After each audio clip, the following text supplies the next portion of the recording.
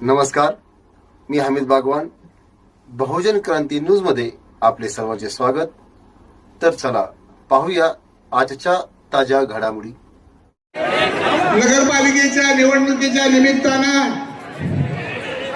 आपल्या सगळ्यांना मार्गदर्शन करण्यासाठी या ठिकाणी उपस्थित असलेले राज्याचे लाडके मुख्यमंत्री आदरणीय देवेंद्रजी फडणवीस साहेब,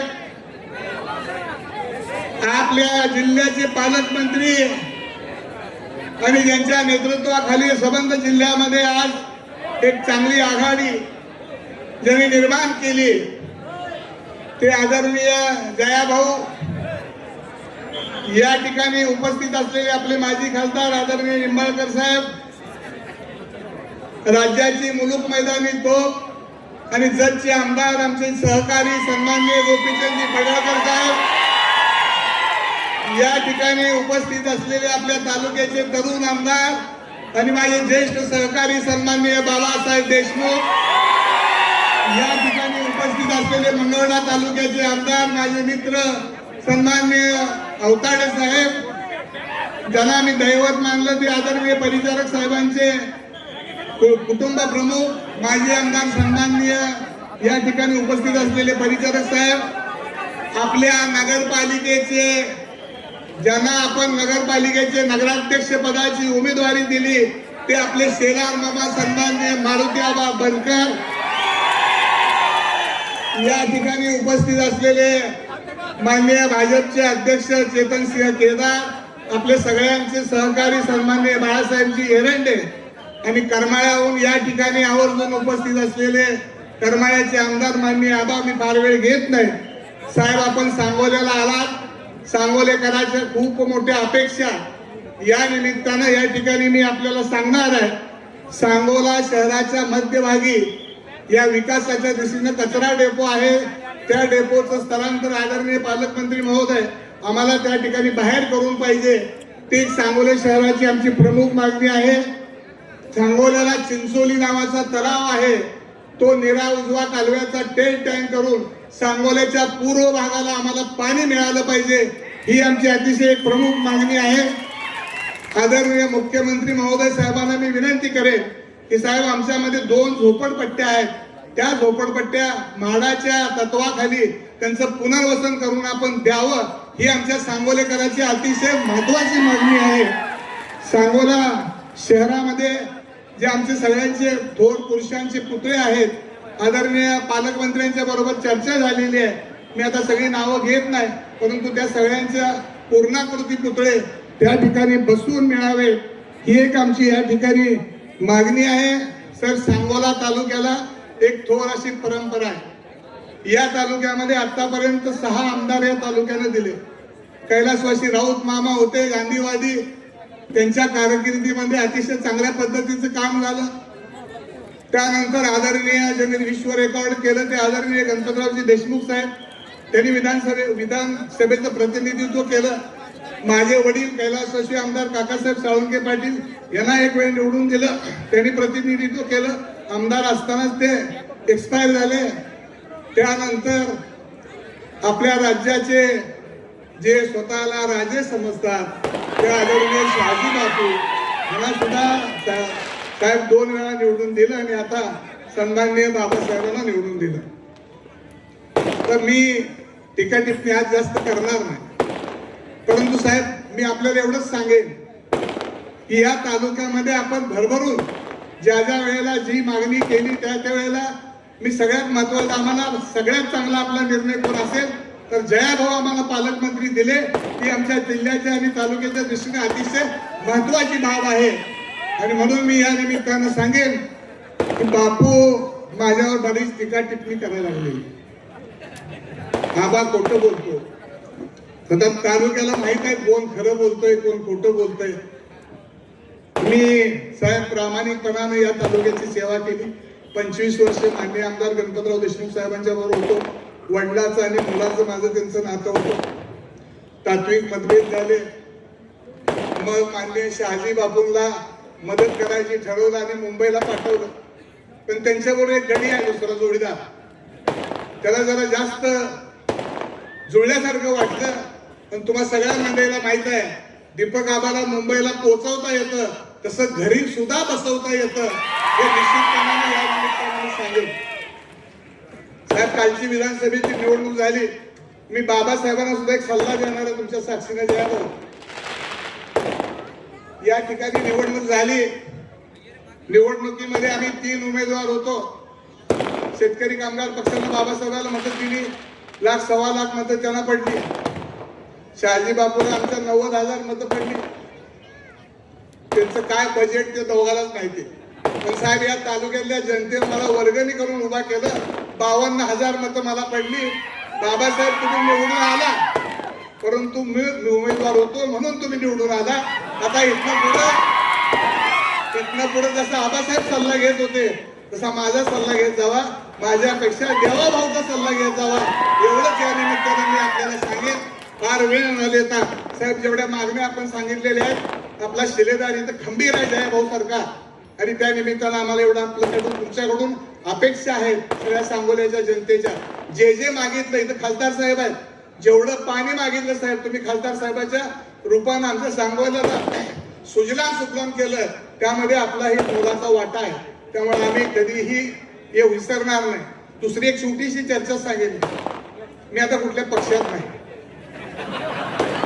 मी जयभाऊ मला म्हणले, आबा काय करायचंय, ते तुमचं तुम्ही ठरवा. माझी नुसती चर्चा सुरू झाल्याबरोबर लय जणांनी देव पाण्यात घातले. का घातले, कसे घातले मला माहित नाही, पण मी एवढंच सांगेन भाऊला, सांगोल्यामध्ये कमळ फुलावं एवढी दीपक आबाची इच्छा आहे, आणि भविष्य काळामध्ये ती पूर्ण केल्याशिवाय आम्ही राहणार नाही. एवढा शब्द या निमित्तानं आपल्याला देतो. आपण आलात त्याबद्दल तालुक्याच्या वतीनं मी आपल्याला मनापासूनच्या स्वागत करतो, शुभेच्छा देतो. आणि आपल्या बनकर आबांचं चिन्ह आहे कमळाचं. तर काय झालं साहेब, सारखं ते नगर विकास खातं, नगर विकास खातं, नगर विकास कसलं खातं आहे भाऊ सांगा तरी आम्हाला. त्याच्या जीवावरच कालवा चाललाय नगर विकास खात्याच्या. माझा एक अनिल मोठे नावाचा आहे का कोण आपला जिल्हा परिषद सदस्य साहेब, माझा एक अनिल मोठे नावाचा जिल्हा परिषदचा सदस्य आहे, धनगर समाजाचा. मी त्याला घरातनं आणलं, उभा केलं, सभापती केलं. त्या पाणी पुरवठ्याच्या कामामध्ये त्याला गुंतवलं आणि त्याला काय सांगितलं की तू जर का शिंदे साहेबाच्या कार्यक्रमात प्रवेश आमच्यात नाही केला तर मग तुझं काम होऊ देणार नाही. त्याला मी एकच सांगितलं, अरे तू असल्या भानगडीत पडू नको. मास्तर त्याचा असेल पण तू हेड मास्तर माझा एवढं तू ध्यानात ठेव. असल्या नादाला आता इथं लागायचं बंद कर. उभं ह्याला बोलव त्याला बोलव, नादाला लाव. ती नादाला लावायचा धंदा या तालुक्यात आता बंद झालेला आहे. आणि तुम्हाला सगळ्याला माहिती आहे 40 वर्षाच्या काळामध्ये दीपक आबा जिकडं आपल्या शेलार मामासह 23 उमेदवार आपले उभा आहेत. चिन्ह वेगळी आहे. नगर विकास खात्याचं दबाव भरपूर आलेलं आहे. लक्ष्मी दर्शन अजिबात सोडू नका. माफ करा साहेब, थोडस आपण जरी स्टेजवर या तालुक्यात आम्हाला काही गोष्टी बोलायला लागतील. तिथं बसलाय कोणतरी एक माहित आहे का तुम्हाला, रफिक नावाचं. ते काय तसं काय सोडू नका. पण निवडणुकीमध्ये असं मतदान करा कमळाला आणि आपल्या सगळ्याला की पुन्हा निवडणुकीची तलब झाली नाही पाहिजे अशा पद्धतीचं मतदान आपण एवढी कळकळीची विनंती करतो आणि थांबतो. आणि संध्याकाळी बापू तुमची सभा आहे मलाही माहिती आहे, पण उद्याचा दिवस रिकामा आहे. आज माझा नुसता ट्रेलर आहे. मला उद्या सभा घ्यायची पाळी येऊन देऊ नका एवढंच सांगतो. आणि पुन्हा एकदा सांगोला शहरातून एकदा कमळ आपल्या मुंबईला जाऊ द्या अशी आपल्याला आग्रहाची विनंती करतो. आणि 23 उमेदवाराला आपण विजयी करावं ही विनंती करतो आणि सांगतो. धन्यवाद. जय हिंद, जय श्रीराम. धन्यवाद. आबासाहेबांचं स्वप्न पूर्ण झालं आणि बाबासाहेबांच्या रूपानं सांगोल्यात परिवर्तन झालं. त्याला सगळी आमदार सन्मान्य बाबासाहेब देशमुख बोलतायत. सांगोलकर दोन्ही हात वरती, जोरदार टाळी.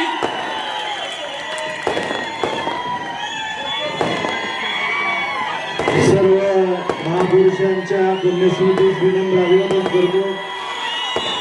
या तालुक्याचे भाग्यविधाते स्वर्गीय भाई गणपतरावजी देशमुख साहेबांच्या पुण्यस्मृतीस विनम्र अभिवादन करतो. सांगोला नगरपालिकेची निवडणूक आहे आणि निवडणुकीच्या निमित्ताने प्रचार सभेसाठी या राज्याचे मुख्यमंत्री सन्माननीय देवेंद्रजी फडणवीस साहेब, सन्माननीय या जिल्ह्याचे पालकमंत्री आमचे मार्गदर्शक जयाभाऊ, सन्माननीय समाधान दादा, सन्माननीय गोपीचंदजी पडळकर साहेब, सन्माननीय सचिन दादा, सन्माननीय प्रशांतजी मालक, सन्माननीय दीपक आबा, सन्माननीय या शहर विकास आघाडीचे नगराध्यक्ष पदाचे उमेदवार मारुतीबा बनकर, सन्माननीय बाळासाहेबजी एरंडे, सन्माननीय चेतनजी केदार, सन्माननीय सर्व 2323 उमेदवार, सर्व शहर विकास आघाडीचे नेते मंडळी, पदाधिकारी, सर्व पत्रकार बंधू, माता भगिनी, वडीलधारी मंडळी, तरुण सहकारी मित्रांनो, देवाभाऊ, सांगोल्यामध्ये पहिल्यांदाच शेतकरी कामगार पक्षाने, भारतीय जनता पार्टी आणि दीपक आबा गट रिपब्लिकन पार्टी एकत्र येऊन निवडणुकीला सामोरे जातो. या तालुक्याला स्वर्गीय आबासाहेबांनी एक संस्कार दिलाय की विधानसभेची आणि लोकसभेची निवडणूक सोडता या तालुक्यातल्या सर्व नेते मंडळींना सोबत घेऊन स्थानिक स्वराज्य संस्थेच्या निवडणुका केल्या जायच्या. त्याच पद्धतीनं आम्ही सुद्धा त्याच विचाराने पाऊल टाकलं. काही लोकांचा हट्ट नडला आणि त्या कारणाने काही लोकांनी फारकत घेतली. आज या शहरामध्ये 17 तारखेला सन्माननीय मारुतीबा बनकर साहेबांचा अर्ज भरल्यानंतर काही मंडळींनी, विशेष करून दलित बांधवांना आणि मुस्लिम बांधवांना चुकीच्या पद्धतीनं गैरसमज पसरवण्याचं काम केलं. आज आपल्या समोर मी विनंती करणार आहे की आमच्या दलित बांधवांच्या कब्रस्तानची वाढीव जागा शासनाने मान्य करून त्यासाठी निधी उपलब्ध करावा. या शहरामध्ये एक डम्पिंग ग्राउंड आहे, ते शहराच्या बाहेरच्या बाजूला नेण्यासाठी आपण सहकार्य करावं. साहेब, या राज्यामध्ये नगरपालिकेचं इलेक्शन चालू झाल्यापासून सन्माननीय उपमुख्यमंत्री फोनवरून MIDC मंजूर केल्या जातात. आज आपण या सांगोला नगरीमध्ये आला, आम्हाला आपल्याकडून शब्द हवाय की या सांगोल्यातल्या गोरगरीब जनतेच्या, तळागाळातल्या शेतकऱ्यांच्या, वंचित घटकांच्या मुला मुलींना काम मिळण्यासाठी या ठिकाणी मोठी MIDC आपल्या माध्यमातून लवकरात लवकर मंजूर व्हावी. या शहरामध्ये लक्ष्मीनगर असेल, इंदिरानगर असेल, संजय नगर असेल, त्या ठिकाणी झोपडपट्टीत गोरगरीब जनता त्या ठिकाणी राहते. त्यांना प्रधानमंत्री आवास योजनेतून पक्की घरं घरकुलाच्या माध्यमातून ती लवकरात लवकर मिळावी. या शहरामध्ये महात्मा ज्योतिबा फुले, क्रांतीज्योती सावित्रीबाई, अहिल्यादेवी होळकर, अण्णाभाऊ साठे, नरवीर उमाजी नाईक, बसवेश्वर महाराजांचा पूर्णाकृती पुतळा व्हावा. लोणारी समाजाचे स्वर्गीय दादरा साहेबांचं स्मारक व्हावं. या तालुक्यामध्ये असंख्य आजी माजी सैनिकांची संख्या आहे आणि त्यांच्यासाठी सैनिक भवन असणं गरजेचं आहे. आणि या शहरामधल्या आणि तालुक्यातल्या अनेक समाजांची समाज मंदिरं प्रलंबित आहेत, ती लवकरात लवकर आपण मंजूर करून त्याला निधी उपलब्ध करून द्यावा, एवढी या तालुक्याच्या आणि शहराच्या तमाम जनतेच्या वतीने आपल्या समोर विनंती करतो.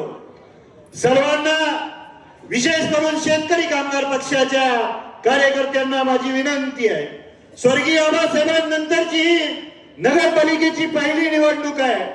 2016 साली काय झालं आपण सर्वांनी पाहिलेलं आहे. आणि आबासाहेबांच्या या निधनानंतरच्या पहिल्या निवडणुकीमध्ये आपण देवाभाऊंना एक शब्द दिला होता की आपल्याला या ठिकाणी नगराध्यक्ष हे कमळ चिन्हावरती आपण लढवतोय आणि ते निवडून आणण्याचं हा शब्द आपण दिलेला आहे. माझ्या शेतकरी कामगार पक्षाच्या सर्व कार्यकर्त्यांना आणि पदाधिकाऱ्यांना मनापासून कळकळीची विनंती आहे. शेतकरी कामगार पक्षाचा एक विश्वास आहे, विशेष करून या तालुक्यातला शेतकरी कामगार पक्षाने ज्या ज्या वेळेस शब्द दिला आपल्या सहकाऱ्यांना त्या वेळेस तो पूर्ण केलेला आहे. आणि त्याच्यासाठी इथून पुढच्या 2 दिवस रात्रीचा दिवस करून या नगराध्यक्ष पदाचे उमेदवार सन्माननीय मारुतीबा बनकर साहेबांच्या चिन्हासमोर, नावासमोरचं चिन्ह आहे कमळ, त्याच्या समोरचं बटन दाबून भरघोस मताने आपण विजय करायचा आणि शहर विकास आघाडीच्या 23 उमेदवारांना मोठ्या मताधिक्याने विजय करायचा आहे. साहेब, स्वर्गीय आबासाहेबांनी या तालुक्याला एक विचार आणि संस्कार दिलेला आहे. बापू हे माझ्या वडिलाच्या वयाचे, मी त्यांच्या मुलाच्या वयाचा आहे. बापू नेहमी भाषणात सांगतात की बाबासाहेब मुलासारखा आहे, पोरासारखा आहे. बापू तुम्ही पेशंट आहात म्हणून वर्षभर मला अलॉट झालेली रूम मी वैद्यकीय क्षेत्राचा विद्यार्थी असल्या कारणाने नैतिक जबाबदारी सांभाळून तुम्हाला राहण्यासाठी दिली. तुम्ही माझ्यावरती टीका करा, पण या तालुक्याचं दैवत स्वर्गीय आबासाहेबांनी एक संस्कार दिलाय. ज्येष्ठ कार्यकर्त्यांवरती, नेते मंडळींवरती माझ्यासारख्या तरुणांनी कदापि टीका करणं, त्यांचा अवमान होणार नाही याची दक्षता घेणं ही माझी नैतिक जबाबदारी आहे. त्याच्यामुळे मी काय बोलत नाही, पण खासगी बसलेल्या चर्चा तुम्ही सार्वजनिक केल्या. मला माहित आहे आपण ज्यांना आज दैवत मानता सन्माननीय एकनाथ शिंदे साहेबांना, त्यांच्याबद्दल सुद्धा आपण काय स्तुती सुनणं माझ्यावर तशी उधळले, तशी सुद्धा त्यांच्यावर खासगीत तुम्ही उधळलेले आहेत. मला बोलायला भाग पाडू नका एवढी विनंती करतो. आणि परत एकदा आपल्या सर्वांना विनंती करतो की नगराध्यक्ष पदाचे उमेदवार सन्माननीय मारुतीबा बनकर यांना प्रचंड बहुमताने विजयी करा. धन्यवाद. जय हिंद, जय महाराष्ट्र. धन्यवाद. यानंतर बोलतात सोलापूर जिल्ह्याचे पालकमंत्री आणि सांगोल्यावरती ज्यांचं मनापासून प्रेम आहे ते सन्माननीय लोकप्रिय मंत्री जयकुमार गोरे बोलतात. एकदा जोरदार आहे त्यांच्यासाठी.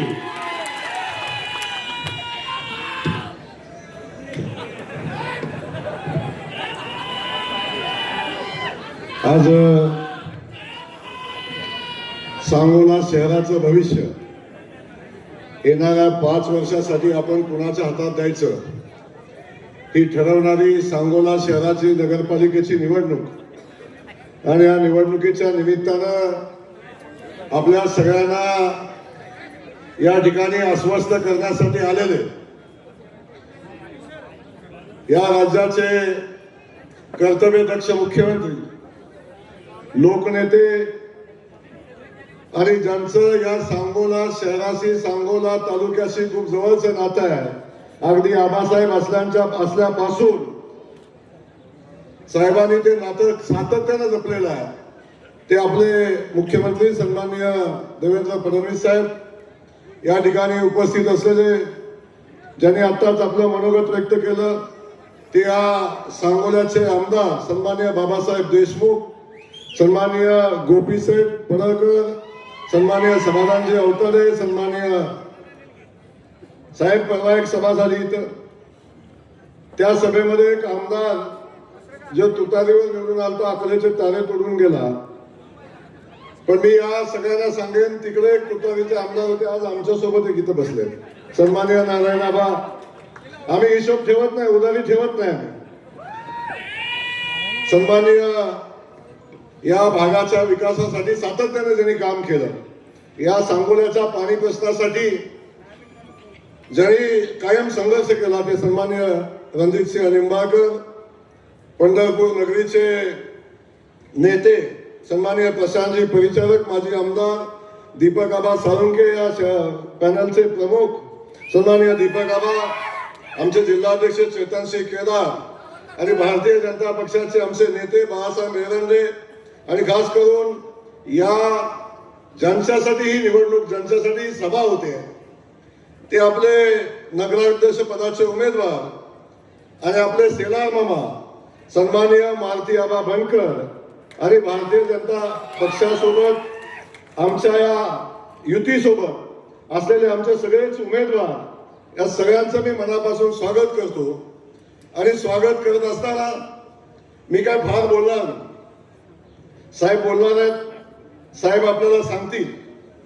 पण मी एवढंच सांगण्यासाठी आलोय की या ठिकाणी आपण बघितलं सभा झाली, त्याच्या अगोदर प्रेस कॉन्फरन्स झाली आणि आमचे मित्र सन्माननीय शहाजी बापू पाटील हे सातत्याने सांगतात की माझा अन्याय होतोय, माझा अन्याय होतोय, मामाला सोबत घेतलं नाही, कधी साहेबांचं नाव घेतलं साहेब तुमचं. पण मला सांगोलाकरांना मनापासून सांगायचं, बाबासाहेबांपासून सगळ्यांची इच्छा होती की आपण सगळेजण एकत्र येऊन शहराच्या विकासासाठी सगळे मतभेद बाजूला ठेवू आणि शहाजी बापूला पण सोबत घेऊ. ही बाबासाहेब आणि दीपक आबा सगळ्यांची भूमिका होती. पण मी सांगोलाकरांना पहिल्यांदा सांगेन, शहाजी बापूंनी या बैठकीत न बसता शहाजी बापूंनी साहेब सगळ्यात पहिला त्यांचा उमेदवार जाहीर केला. उमेदवारी जाहीर केले, नगराध्यक्ष पदाचा उमेदवार जाहीर केला. आता लग्न ठरल्यावर मला म्हणतात लग्न जमवायचं बघा. तर सगळं झालं आणि आता आमच्यावर ब्लेम करता की या शहरामध्ये माझ्यावर अन्याय होतोय, सांगोल्यामध्ये अन्याय होतोय. मी सांगेन बापू आपले खूप चांगले संबंध आहे, असं हे उदय राहतील. पण आपण ज्या भावनिकतेने इथे बोलता, जी भूमिका मांडताय, माझा निवडणुकीला पराभव झाला, माझ्याकडे आता काहीच राहिलं नाही, आता मला किमान नगरपालिका तरी मला द्या, ही भूमिका आपण घेत आहे. बापू ही निवडणूक कुणाचं पुनर्वसन करण्याची निवडणूक नाही. ही निवडणूक सांगोला शहराच्या विकासाची निवडणूक आहे. ही निवडणूक सांगोला शहराला काय पाहिजे हे देण्याची निवडणूक आहे. आणि ही भूमिका घेऊन आपण सगळ्यांनी काम केलं पाहिजे. तेव्हा आपण सांगता की आमच्याकडे नगर विकास खातं आहे, आम्ही खूप पैसे आणले. साहेब काय झालं? खूप मोठा आकडा आहे, खूप मोठा आकडा आहे. एवढे पैसे आणलेले आहेत, एवढे पैसे आणलेले आहेत साहेब. पण या शहरात पैसेच दिसेना, या शहरात कामही दिसेना. या शहरात चर्चा फक्त टक्केवारीची आहे, दुसरी चर्चा असते. आमचं म्हणणं एवढंच आहे, या शहराच्या विकासासाठी जो पैसा आला तो त्या विकासाला वापरला गेला पाहिजे, एवढीच आमची भूमिका आहे. ही निवडणूक सांगोला शहराच्या पायाभूत सुविधा मजबूत करण्याची निवडणूक आहे. आणि आदरणीय गणपत आबांच्या विचाराचा वसा वारसा या तालुक्याला आणि त्यांच्या आदर्श घेऊन काम करणारे आमदार बाबासाहेब पाटील या ठिकाणी आहेत, सन्माननीय दीपक आबा आपण या ठिकाणी आहे. तुमच्या पण खूप दिवस संस्कार त्यांचे होते, 32 वर्ष. आता आमचे बाळासाहेब एरंडे ते सोबत आहेत आणि सगळी टीम साहेब आता आपण सोबत घेतलेले एका विचारानं काम करायचा निर्णय घेतला. आणि खास करून बाबासाहेब आपल्याला मी मनापासून धन्यवाद देईन. आपण बऱ्यापैकी शेतकरी कामगार पक्षाचे सगळे सहकारी घेऊन काम करता, आबासाहेबांचे विचार घेऊन काम करता. तेव्हा बाबासाहेबांनी एक विचार केला. माझ्याशी अनेकदा बाबासाहेब बसले. बाबासाहेब म्हणले आता आमची माणसं आपण सगळे मिळून काम करू शकतो का? हे एकत्र झालं तर आपल्याला मतदान होईल का? पण मला एक विषय बाबासाहेबांनी सांगितला आणि त्याचं साहेब मी या ठिकाणी कौतुक करतो. बाकी सगळ्या गोष्टी बाजूला राहतील, परंतु आता या सांगोला नगरीचा विकास करायचा असेल, या तालुक्याचा विकास करायचा असेल, या तालुक्यातल्या राहिलेल्या पाणी योजना पूर्ण करायच्या असतील तर मला मुख्यमंत्री महोदयांच्या सोबत राहायला पाहिजे. ही भूमिका आदरणीय बाबासाहेबांनी घेतली, त्या विचाराने त्यांनी निर्णय घेतला. आणि ही निवडणूक विकासाची निवडणूक आहे. ही निवडणूक सांगोला शहरामध्ये ज्या पायाभूत सुविधाची आवश्यकता आहे त्याच्यासाठीची निवडणूक आहे. म्हणून मी या ठिकाणी एवढंच सांगणार आहे साहेब, आम्ही सगळेजण एकत्र येऊन ही निवडणूक लढतोय. साहेब खूप मोठ्या अपेक्षा आपल्याकडून आहेत. बापू काही सांगू दे. बापू मध्येच म्हणले माझ्या फडणवीस साहेबांनी अन्याय केला. बापू तुम्ही जिथं गेलाय ती ओळख पण फडणवीस साहेबांनीच करून दिलेली आहे. मी काय बोलणार नाही त्या विषयावर. पण जेव्हा जेव्हा संकट आलं, जेव्हा जेव्हा अडचण आली, तेव्हा तेव्हा आम्ही सगळेजण बापूच्या पाठीशी ठामपणे उभे राहिलो होतो. आणि खास करून देवेंद्र फडणवीस साहेब सातत्याने त्यांच्या पाठीशी उभे राहिले होते. म्हणून आपल्याला मला सांगायचंय, आता कांगावा करून निवडणूक होणार नाही. तुम्ही 5 वर्षात काय चालवलं, काय केलं साहेब? या शहरामध्ये आजही खड्ड्याचं साम्राज्य आहे, धुळीचं साम्राज्य आहे, पायाभूत सुविधाची अडचण आहे, पाण्याची अडचण आहे. या सगळ्यासाठी आपल्या सगळ्यांना मिळून या आघाडीला निवडून द्या, मारुती आबांना नगराध्यक्ष करा. मी सांगतो, सांगोला शहराचा वकील म्हणून बाबासाहेब आहेत, आपण सगळे आहे, पण सांगोला शहराची वकिली माननीय फडणवीस साहेबांच्या पर्यंत करण्याची जबाबदारी हा जयकुमार गोरे घेतोय. इथं लागेल तर सगळं उभं करू आणि सांगोला शहराचा विकास करू. 2 तारखेला आपण सगळ्यांनी मिळून कमळाच्या चिन्हाच्या समोरचं बटन दाबा आणि खाली जे जे चिन्ह आहेत आपल्या युतीची, आघाडीची, युतीची, त्या सगळ्या चिन्हाच्या समोरचे उमेदवार, शहर विकास आघाडीचे उमेदवार आपण निवडून द्या आणि बाकी सगळी विकासाची जबाबदारी, या सांगोला शहराची जबाबदारी. साहेब, मी विनंती करतो, आबासाहेबांच्या नंतर हा सांगोला तालुका आपण दत्तक घ्यावा आणि या तालुक्याचा, या शहराचा विकास करावा, एवढी विनंती आपल्याला करतो. आणि पुन्हा एकदा माझ्या सांगोल्याच्या जनतेला विनंती करतो, आपण मारुती आबाला निवडून द्या आणि या शहराचा विकास करण्याची संधी द्या. जय हिंद, जय महाराष्ट्र.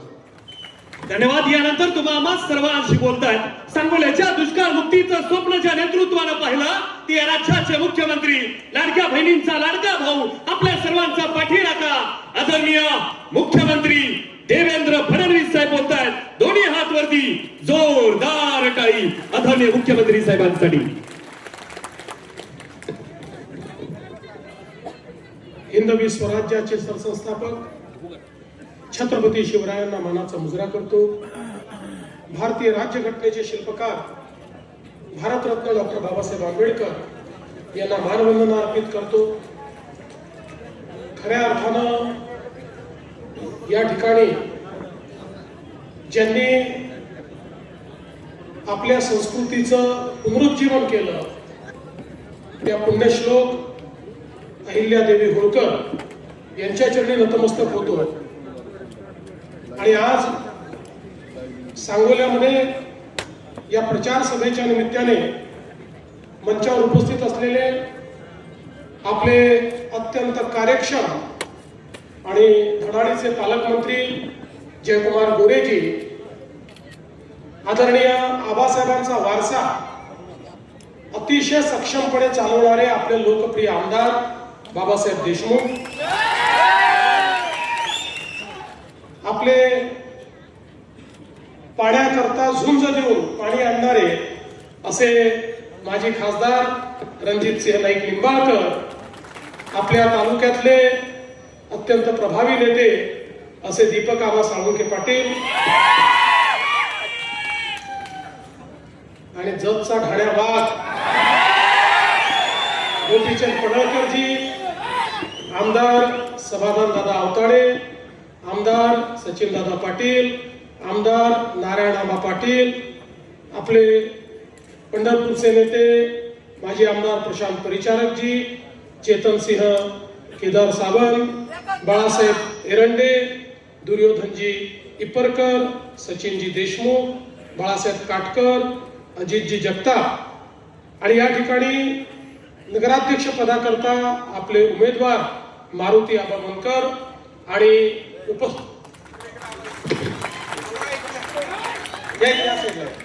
तुम्ही दिसा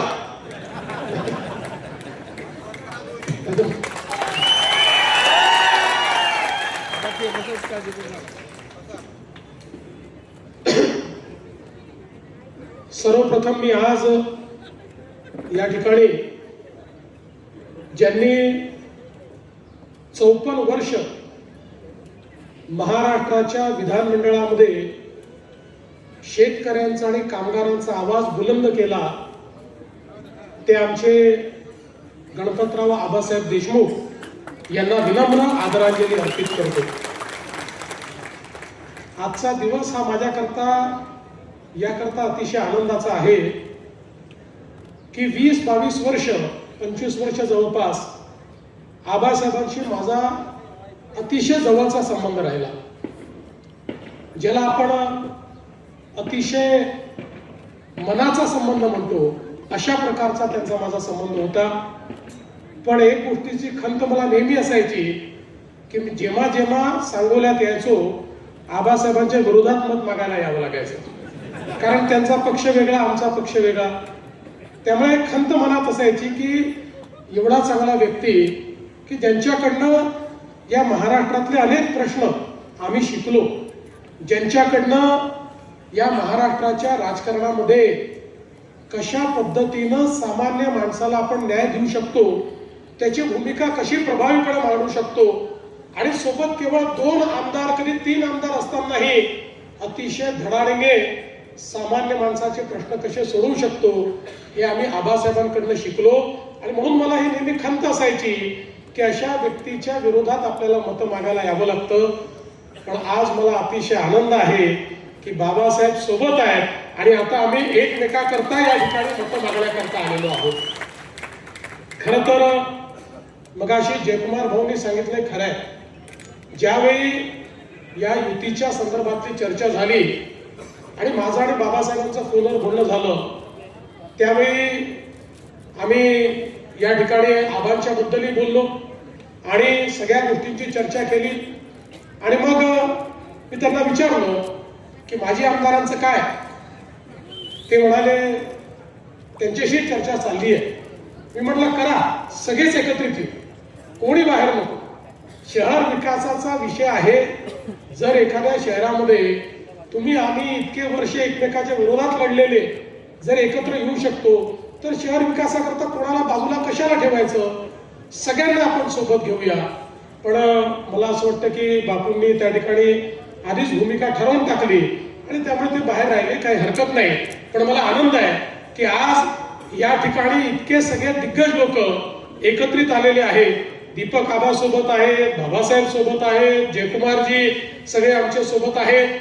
त्यामुळे मला विश्वास आहे की आता सांगोला शहराचा विकास हा कोणीही थांबवू शकणार नाही. आणि सगळ्यात महत्वाचं सांगतो, तुम्ही नगरपालिका निवडून आणा, हा देवाभाऊ तुमच्या पाठीशी आहे. महाराष्ट्राचं अख्खं सरकार सांगोल्याच्या पाठीशी उभं केल्याशिवाय राहणार नाही, हे सगळ्या बंधू भगिनींनो, हा जो काही नगरपालिकेची निवडणूक आहे हा लोकशाहीचा उत्सव आहे. आपल्या देशामध्ये भारतरत्न डॉक्टर बाबासाहेब आंबेडकरांनी आपल्याला संविधान दिलं आणि या संविधानाने आपल्याला लोकशाही दिली.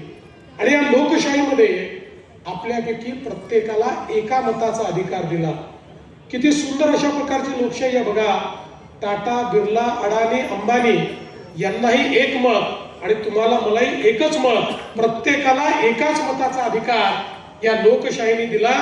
आणि सोबत एक जबाबदारी पण आपल्यावर टाकली. आज आपल्या जीवनाचं, आपल्या भविष्याचं, भवितव्याचा निर्णय हा आपण करतो. लोकसभेमध्ये आपण प्रधानमंत्री कोण झालं पाहिजे म्हणून त्या ठिकाणी मतदान करतो.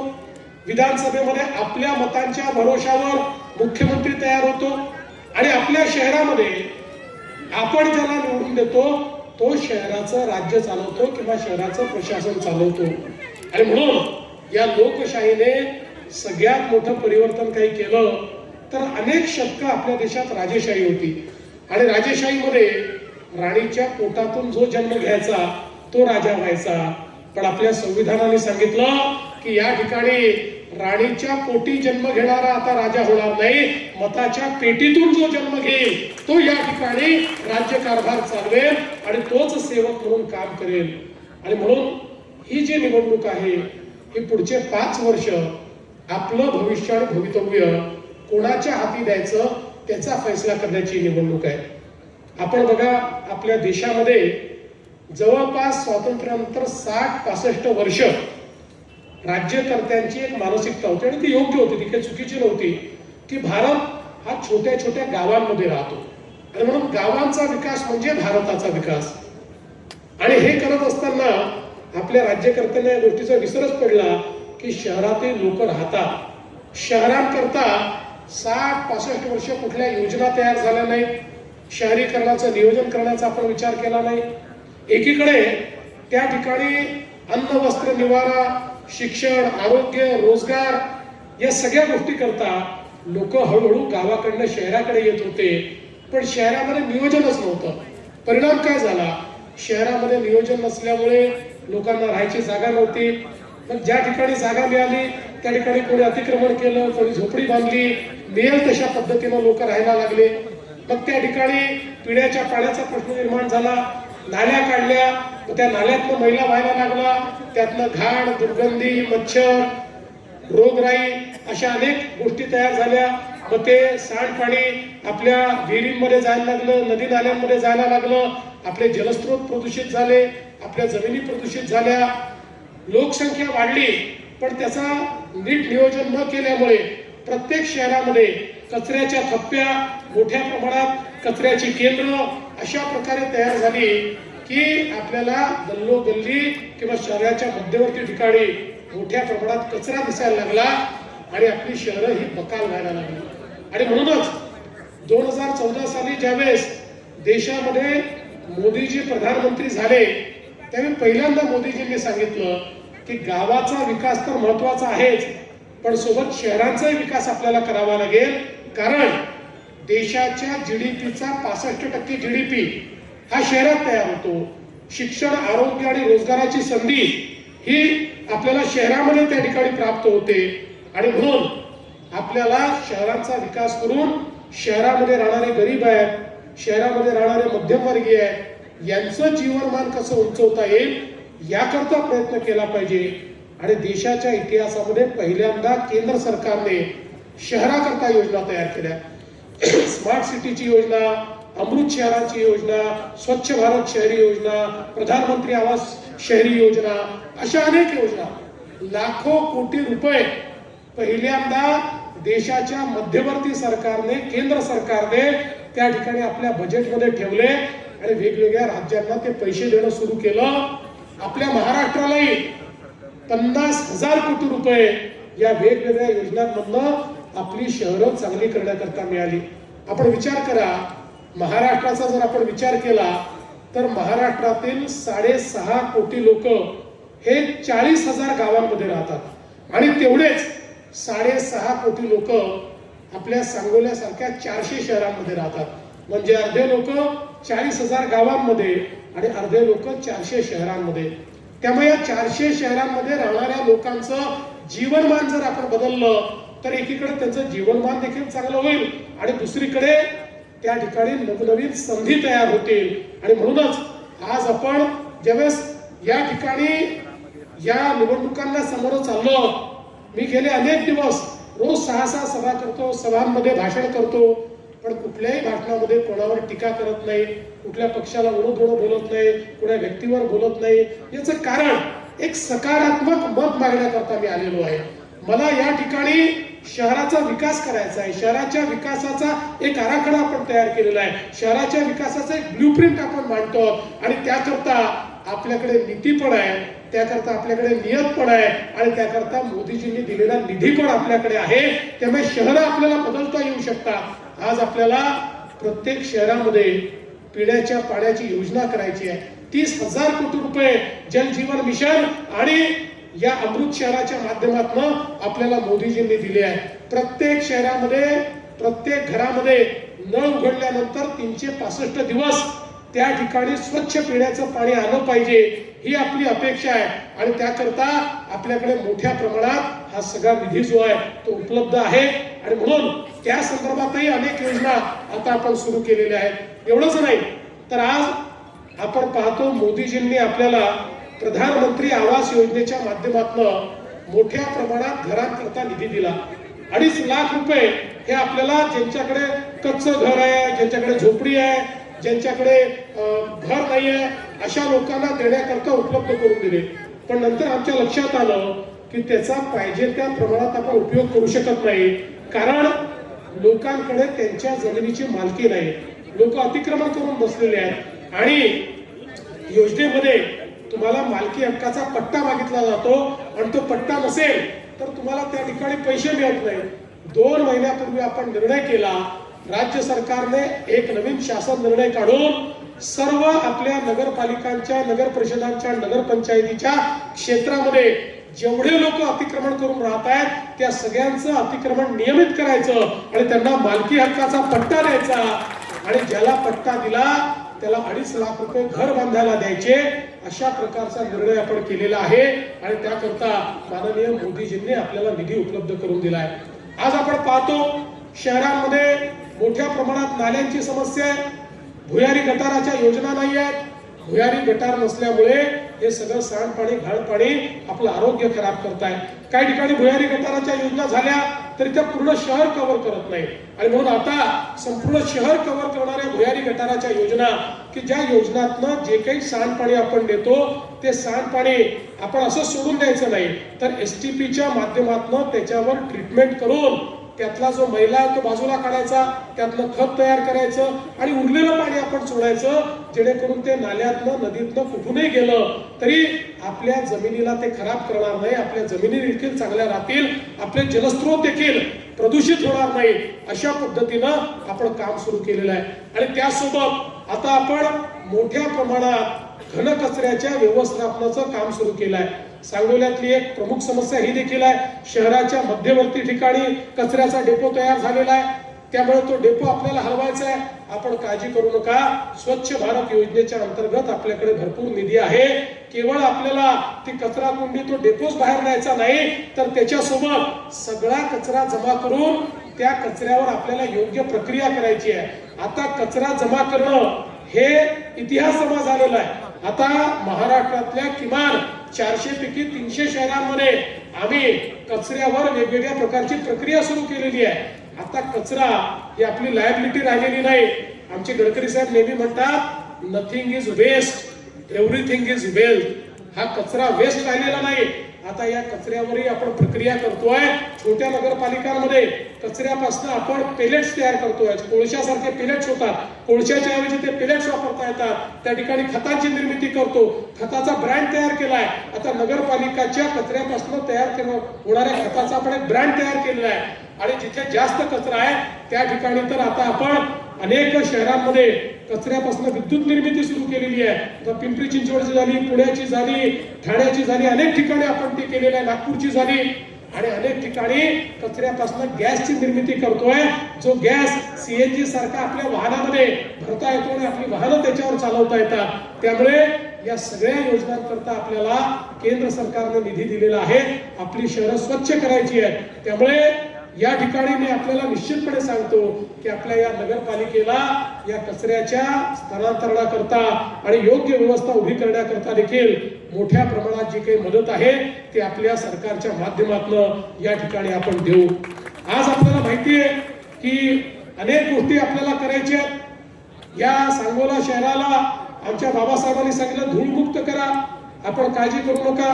आपल्याला धूळमुक्त करण्याकरता चांगले रस्ते, कॉन्क्रीटचे रस्ते आज आपण मोठ्या प्रमाणात नगरपालिकेच्या क्षेत्रांमध्ये करतो आहोत आणि ते काम देखील आपण करू. आणि आपली जी अमृत योजना आहे या योजनेतनं आपल्याला उद्यानं तयार करता येतात, यातनं मैदानं आपल्याला तयार करता येतात, यातनं तलावाचं संवर्धन आपल्याला करता येतं, हरित पट्टे यातनं तयार करता येतात. त्यामुळे मला असं वाटतं की एक जे तुमच्या सगळ्यांच्या स्वप्नातलं सांगोला शहर आहे ते तयार करण्याकरता आराखडा तुम्ही तयार करा.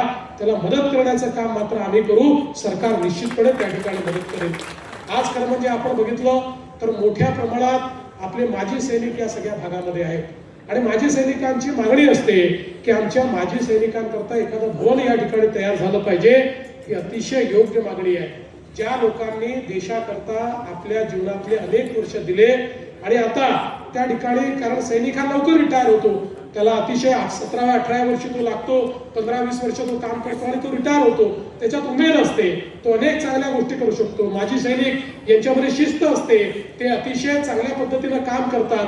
त्यामुळे त्यांचं एक योग्य संघटन झालं पाहिजे. या दृष्टीनं हे जे काही माजी सैनिक भवन आपल्याला उभारायचं आहे त्याला ही पूर्ण मदत ही राज्य सरकारच्या माध्यमातून आपल्याला उपलब्ध करून देऊ. आणि त्यासोबत प्रत्येक शहराची एक ओळख असते आणि ती ओळख ही आपल्या जे काही आपले महापुरुष असतात त्या महापुरुषांच्या त्या ठिकाणी जी काही पुतळे असतात, त्यांची स्मारकं असतात, त्या माध्यमातून ती होत असते. आणि इथे तर सातत्याने आपली सगळ्यांची मागणी आहे. पुण्यश्लोक अहिल्यादेवी होळकर, सावित्रीबाई फुले, नरवीर उमाजी नाईक, बसवेश्वर महाराज, विष्णुपंत दादरे अशा सगळ्या वेगवेगळ्या पुरुषांची जी काही महापुरुष आहेत त्यांची स्मारकं झाली पाहिजे. खरं म्हणजे आपण ती जरूर करा, पण आपल्याला एक कॉन्सेप्टही सांगतो, तो जर आपल्याला सगळ्यांना आवडला तर तो करा.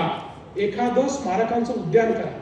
आणि एकाच उद्यानामध्ये जर सगळी स्मारकं नेता आली तर त्या उद्यानामध्ये प्रत्येक आपले जे काही हे महापुरुष आहेत त्यांची जयंती आणि पुण्यतिथी सगळे समाज मिळून त्या ठिकाणी साजरी करतील आणि एक वेगळा अशा प्रकारचा एक सामाजिक भाव आपल्याला या निमित्ताने तयार करता येईल. पण या सगळ्या गोष्टींकरता आपल्याला जी काही या ठिकाणी अडचण आहे ती आपण दूर करू. खरं म्हणजे आपल्याला कल्पना आहे आमचे आबासाहेब वर्षानुवर्ष या ठिकाणी दुष्काळाकरता लढले, पाण्याकरता लढले आणि मला अतिशय आनंद आहे की आबासाहेबांचं स्वप्न पूर्ण करण्याकरता आम्हाला त्या ठिकाणी मुख्यमंत्री म्हणून जबाबदारी मिळाल्यानंतर अनेक आपण निर्णय घेतले आणि या ठिकाणी पाणी पोचवलं. आणि मला हे सांगताना आनंद वाटतो की आबासाहेबांनी अतिशय मोठ्या मनाने त्या ठिकाणी सांगितलं की देवेंद्र फडणवीसांच्या रूपानं आम्हाला एक भगीरथ मिळाला आणि आमच्याकडे पाणी पोहोचलं. आणि अजून खूप काम आपल्याला या ठिकाणी करायचं आहे. खरं म्हणजे शहराच्या विकासामध्ये आपण जर आपले विचार, आपले पक्ष, आपले अभिनिवेश, ठीक आहे निवडणुकीपुरतं या सगळ्या गोष्टी असतात, पण निवडणुकी झाल्यानंतर या सगळ्या गोष्टी जर बाजूला ठेवू शकलो तर जनसामान्यांच्या जीवनात एक मोठं परिवर्तन आपल्याला करता येतं. आणि म्हणून मी तर तुम्हाला हीच विनंती करण्याकरता या ठिकाणी आलो आहे की आता एवढी सगळी मंडळी एकत्रित आल्यानंतर आपल्या शहराचा विकास कोणी थांबवू शकत नाही. त्यामुळे कोणीही दुसरा विचार करण्याची आवश्यकता या ठिकाणी नाही आहे.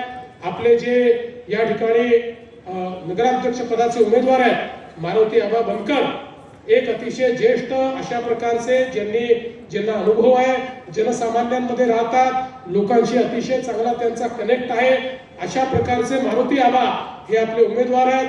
त्यांचं चिन्ह कमळ आहे आणि त्यासोबत खाली आपले वेगवेगळे लोक वेगवेगळ्या चिन्हावर आहेत.